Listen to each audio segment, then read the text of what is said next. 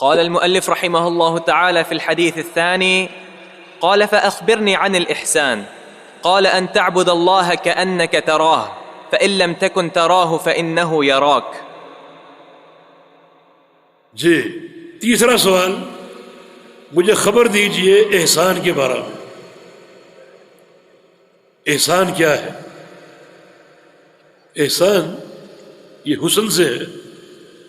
احسان کا معنی اچھا کرنا، اچھا برتاؤ کرنا، اور کسی کام میں اتقان پیدا کرنا، کسی کام میں خوبصورتی پیدا کرنا، حسن پیدا کرنا، اچھائی پیدا کرنا. یہ اس کا لغوی معنی. نبی علیہ السلام سے پوچھا گیا احسان کیا ہے دینی اعتبار سے اور شرعی اعتبار سے، تو رسول اللہ صلی اللہ علیہ وسلم نے ارشاد فرمایا ان تعبد اللہ کأنک تراہ. احسان یہ ہے تمہارا عبادت کرنا اللہ کی اس طرح کہ گویا تم اللہ کو دیکھ رہے ہو. ان تعبد اللہ، تم اللہ کی عبادت کرو، کأنک تراہ، گویا تم اس کو دیکھ رہے ہو. فإن لم تکن تراہ فإنہ یراک، اور اگر تم نہیں دیکھ رہے تو اللہ تمہیں دیکھ رہا ہے.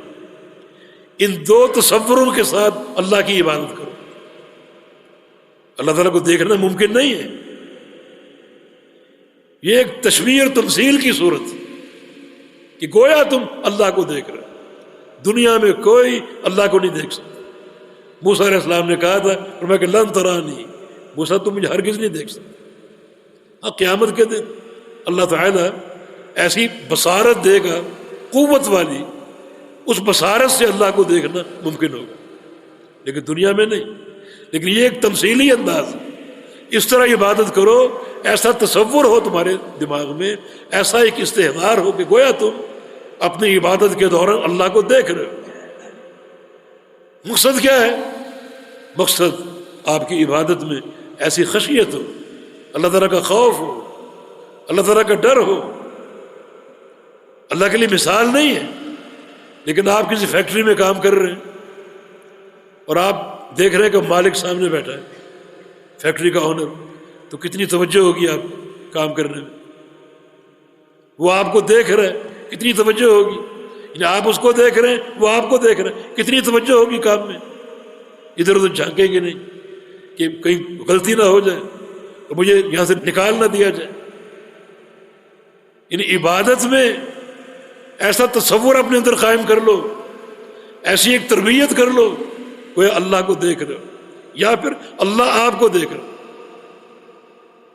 جب یہ تصور ہو تو کس طرح بندہ اپنی نماز میں عبادت میں اتقان پیدا کرے گا. فرمایا کہ یہ احسان ہے، عبادت کا احسان، عمل کا احسان.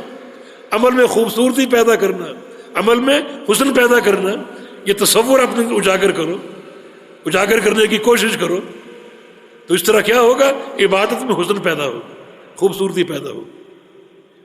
تو ایک ہے نماز اور ایک ہے نماز احسان کے ساتھ، ایک ہے حج اور ایک ہے حج احسان کے ساتھ.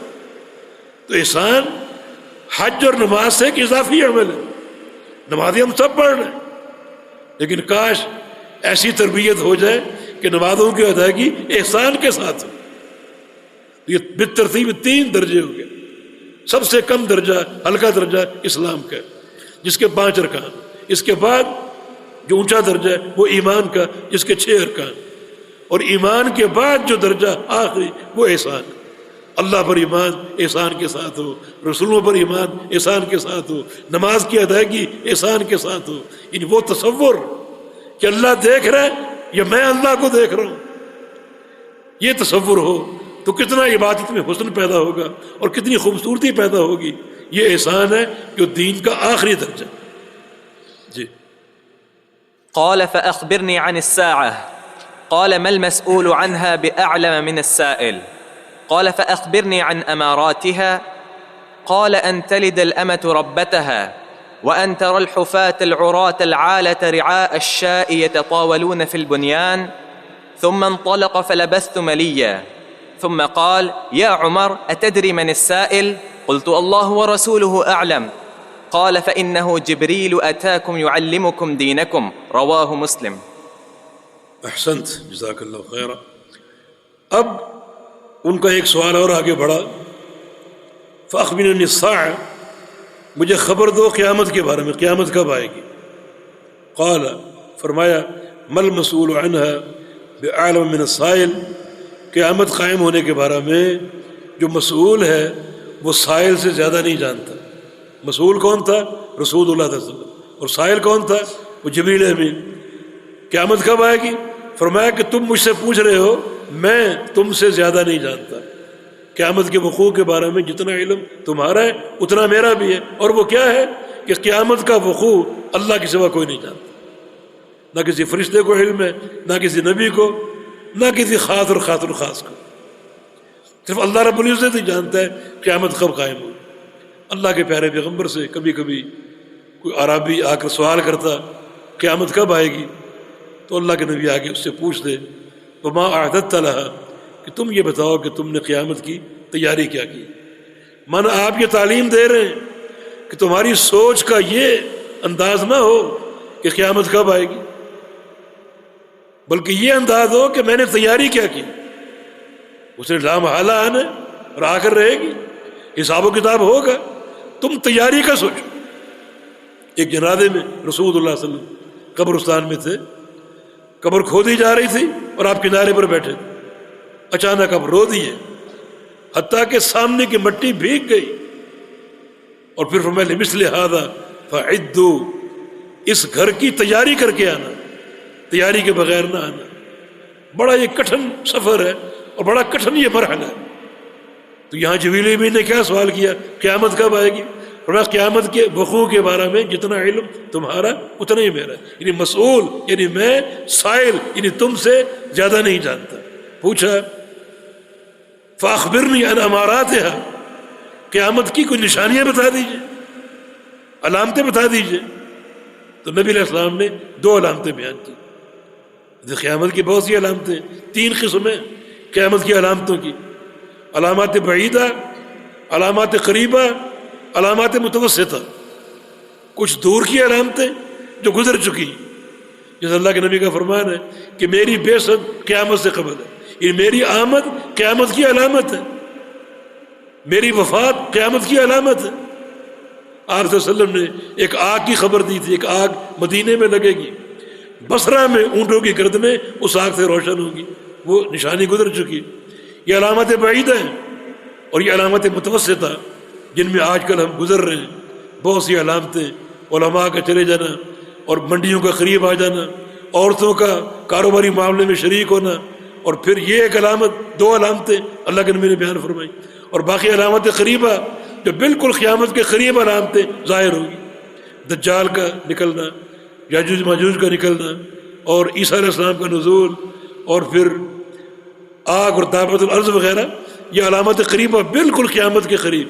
اور آخری علامت سورج کا طلوع ہونا مغرب سے، یہ قیامت کی آخری علامت، پھر قیامت جو ہے وہ واقع ہوگی اور قائم ہوگی۔ آپ نے 2 علامتیں بیان کی۔ نمبر 1 ان تلد الامۃ ربتہا، کہ لونڈی جنے گی اپنی آقا کو۔ ان تلد الامۃ، تلد جنہ، ولادت، لونڈی کا جنہ، الامہ لونڈی، لونڈی کا جنہ اپنی مالکن کو یا اپنی آقا کو۔ اس کی 2 تفسیریں ہو سکتی ہیں۔ ایک تفسیر یہ کہ نافرمانی ماں باپ کی عام ہوگی، اتنی عام ہوگی کہ حتیٰ کہ جننے والی جو ہے، جو ماں ہے، وہ گویا لونڈی بن جائے گی، اور جس کو جنا ہے وہ اس کی مالک بن جائے گی، معاملہ الٹا ہو جائے گا۔ اتنا عقوق اور نافرمانی بڑھ جائے گی کہ معاملہ الٹا ہو جائے گا۔ اصل تو شرافت کا تقاضا یہ ہے کہ ماں مالک ہو اور ماں اپنی بیٹی پر حاکم ہو اور اس کو حکم دے اور اس کی تربیت کرے، لیکن قیامت کے قریب معاملہ الٹا ہو جائے گا، یوں لگے گا جیسے بچی جو ہے وہ اپنے جننے والے کی مالکن۔ دوسرا معنی یہ ہے کہ قیامت قائم ہوگی اس دور میں، لونڈیاں بہت ہوں گی، لونڈیاں بہت ہوں گی اور لوگ ان میں مشغول ہو جائیں گے۔ ظاہر ہے کہ ایک آدمی کی لونڈی 1 ہے، 2 ہے، 10 ہے، وہ اس کا مالک ہے، اب اس سے اس کی خلوت درست ہے، ہم بستری جائز ہے۔ بچہ اگر پیدا ہوگا تو بچہ باپ کا ہوگا، وہ بچہ بھی آزاد ہوگا، وہ لونڈی ہے، اس کا مالک آزاد ہے، اور پیدا ہونے والا بیٹا بھی آزاد ہے۔ تو جب بیٹا آزاد ہے تو گویا وہ اپنی اس جننے والی کا گویا مالک ہے، جیسے باپ مالک ہے وہ بھی مالک ہے۔ اللہ کے نبی صلی اللہ علیہ وسلم یہ فرمانا چاہ رہے ہیں کہ یہ نظام تو آج بھی موجود ہے، لونڈیاں موجود ہیں، بچے پیدا بھی ہو رہے ہیں، لیکن قرب قیامت لونڈیاں بہت بڑھ جائیں گی، ہر گھر میں موجود ہوں گی، اور اولاد پیدا ہوگی تو کثرت سے یہ عمل ہوگا، کثرت سے۔ تو مراد یہ ہے کہ کثرت سے لونڈیوں کا وجود یہ بھی قیامت کی علامت۔ دوسری علامت کیا ہے؟ فرمایا کہ وَأَنْتَرَ الْحُفَاةَ الْعُرَاةَ الْعَالَةَ رِعَاءَ الشَّاةِ يَتَطَاوَلُونَ فِي الْبُنْيَانِ، کہ آپ دیکھیں گے ایسے لوگوں کو الحفات جو ننگے پاؤں گھوما کرتے تھے، العراة برہنہ بدن، کپڑے پورے موجود نہیں ہیں، العالہ اور فقیر ہیں، فقراء کو، ننگے بدن گھومنے والے لوگوں کو اور ننگے پاؤں چلنے والے لوگوں کو آپ دیکھیں گے۔ رعاء الشاة جو بکریوں کے چرواہے تھے، چار چیزیں، ننگے بدن، ننگے پاؤں، فقیر اور بکریاں چرانے والے اجرت پر اور مزدوری پر، ان کو آپ دیکھیں گے۔ یتطاولون، ایک دور آئے گا وہ فخر کرنے والے ہوں گے، فی البنیان، لمبی اور اونچی عمارتوں پر، بکریوں کے چرواہے اور فقراء ننگے گھومنے والے۔ ایک دور آئے گا اتنی مال کی فراوانی ہوگی کہ ان کی بلڈنگیں اونچی اونچی ہوں گی، ایک دوسرے سے فخر کریں گے کہ میری بلڈنگ زیادہ اونچی ہے اور میری زیادہ اچھی، یہ فخر کریں۔ شیخ عثیمین نے تحریر کیا کہ یہ علامت تو کافی عرصے سے چل رہی، ہم دیکھ رہے ہیں بڑی بڑی بلڈنگیں بن رہی ہیں اور ان کو فخر بھی ہو رہا ہے، پہلے بھی ہو رہا تھا، اب بھی ہو رہا ہے، اور پتہ نہیں آگے چل کر کتنا ہوگا۔ ایک ملک میں ایک بلڈنگ بنتی ہے، دوسرا اس سے بڑی بنانا چاہتا ہے۔ یہ علامات قیامت میں سے کہ فقراء اور بکریوں کے چرواہے بڑی عمارتوں میں فخر کریں گے۔ ثم انطلق، یہ بات سن کر وہ سائل چلا گیا، وہ شخص جو مہمہ بنا ہوا تھا چلا گیا۔ فلبثت ملیہ، جناب عمر فرماتے ہیں کہ میں کچھ دیر ٹھہرا، بیٹھا رہا۔ ثم قال، پھر فرمایا، یا عمر، اے عمر، اتدری من السائل، کیا تم جانتے ہو یہ سائل کون تھا؟ ایک حدیث میں آتا ہے کہ اللہ کے نبی نے فرمایا کہ جاؤ اس شخص کو بلا کر لاؤ۔ صحابہ گئے تو نظر سے اوجھل ہو چکا تھا، ہمیں تو ملا نہیں وہ۔ تو پھر آپ نے فرمایا کیا جانتے ہو یہ سائل کون تھا؟ قلت اللہ ورسولہ عالم، عرض کیا کہ اللہ اور اس کا رسول بہتر جانتے ہیں۔ فرمایا کہ فإنہ جبریل، وہ جبریل امین تھے، وہ جبریل امین تھے، اتاکم، تمہارے پاس آئے تھے، یعلمکم دینکم، تمہیں تمہارا دین سکھانے کے لیے۔ میں نے عرض کیا نا کہ آپ کی وفات سے تقریباً 2 ماہ قبل جبریل کی آمد ہوئی تاکہ صحابہ کے سامنے کچھ بنے ٹھیکے سوال ہو جائیں، جو مہمات دین ہے، اسلام ہے، ایمان ہے، احسان ہے، لوگ ان کو سیکھیں، حاصل کریں اور عمل کی کوشش کریں۔ یعنی آپ کی وفات سے کچھ دن قبل یہ واقعہ رونما ہوا، چنانچہ یہ مہمات سامنے پیش ہوئی، جبریل نے سوال کیے اور آپ نے جواب دیا۔ جبریل نے سوال کیوں کیے؟ کہ جبریل امین ہی آ کر بتا دیتے، اللہ کا فرشتہ ہوں اور یہ باتیں سن لو، اسلام یہ ہے، ایمان یہ ہے، آ کر بتا دیتے۔ سوال کیوں کیے؟ یہ نقطہ قابل غور، یہ بتانے کے لیے کہ محمد الرسول اللہ صلی اللہ علیہ وسلم موجود ہوں، ان کی موجودگی میں جبریل بھی فتویٰ نہیں دے سکتا لوگوں کے سامنے۔ پوری زندگی امین الوحی ہے، وہی لایا، لیکن لوگ سامنے ہوں، لوگ سن رہے ہوں، تو محمد مصطفیٰ علیہ السلام کی موجودگی میں جبریل کو بھی حق نہیں کہ لوگوں سے خطاب کرے یا لوگوں سے بات کرے۔ اور آج ہم ٹکے ٹکے کے بندے مفتی بنے بیٹھے، مرضی کی باتیں، ملفوظات، آراء اور فتوے، کوئی اللہ کا خوف نہیں۔ یہ اللہ کے خوف کا عالم کہ محمد رسول اللہ صلی اللہ علیہ وسلم ان کی شریعت ہے، ان کا بیان کتاب و سنت، اسی پر اکتفا کیا جائے، اسی کو سنایا جائے، اسی کو سنا جائے، اسی پر عمل کیا جائے۔ یہی مدار نجات ہے اور محور ہے ہر قسم کی فلاح کا اور کامیابی کا۔ واللہ تعالی ولی التوفیق۔ جی